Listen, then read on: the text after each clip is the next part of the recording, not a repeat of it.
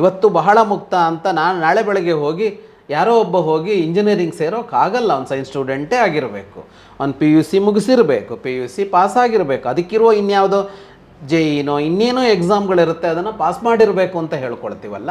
ಹೀಗೆ ಎಲ್ಲದರಲ್ಲೂ ಬದುಕಿನಲ್ಲಿ ಇಂಥ ವಿಧಿನಿಷೇಧಗಳನ್ನು ತಂದುಕೊಂಡಿರ್ತಾರೆ. ಹಾಗಾಗಿ ಎಷ್ಟೋ ವಿಧಿ ನಿಷೇಧಗಳನ್ನು ಆ ಅರ್ಥದಲ್ಲಿ ತಂದುಕೊಂಡಿರೋದು ಹೇಳಿರೋದು ಇದೆ. ಯಾವುದೋ ಸಮಯದಲ್ಲಿ ಓದಬಾರ್ದು, ಎಲ್ಲೋ ಓದಬಾರ್ದು, ಓದುವಾಗ ಡ್ರೆಸ್ ಕೋಡ್ ಹೀಗಿರಬೇಕು ಅಂತೆಲ್ಲ ಬಂದಿರುತ್ತೆ.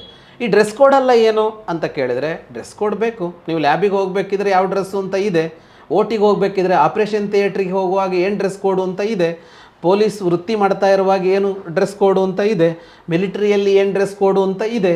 ಅದಕ್ಕೊಂದು ಡ್ರೆಸ್ ಕೋಡ್ ಮಾಡಿರುತ್ತೆ, ಅದಕ್ಕೊಂದು ವೈಜ್ಞಾನಿಕವಾದ ಕಾರಣಗಳು ಇರುತ್ತವೆ. ಹಾಗೆ ಈ ವಿಧಿ ನಿಷೇಧಗಳೆಲ್ಲ ಬಂದಿರೋದೇ ಹೊರತು ಇದು ಯಾರನ್ನೂ ತಡೆಗಟ್ಟೋದಕ್ಕೆ, ಯಾರನ್ನೂ ನಿವಾರಿಸೋದಕ್ಕೆ ಅಂತ ಅಲ್ಲ. ಸನಾತನ ಸಂಸ್ಕೃತಿ, ಹಿಂದೂ ಧರ್ಮ, ಸಂಪೂರ್ಣ ಹಿಂದೂ ಧರ್ಮದ ಕುರಿತಾಗಿ ಧರ್ಮವಾಹಿನಿ ಚಾನಲ್ ವೀಕ್ಷಣೆ ಮಾಡಿ, ಸಬ್ಸ್ಕ್ರೈಬ್ ಮಾಡಿ, ಸಪೋರ್ಟ್ ಮಾಡಿ.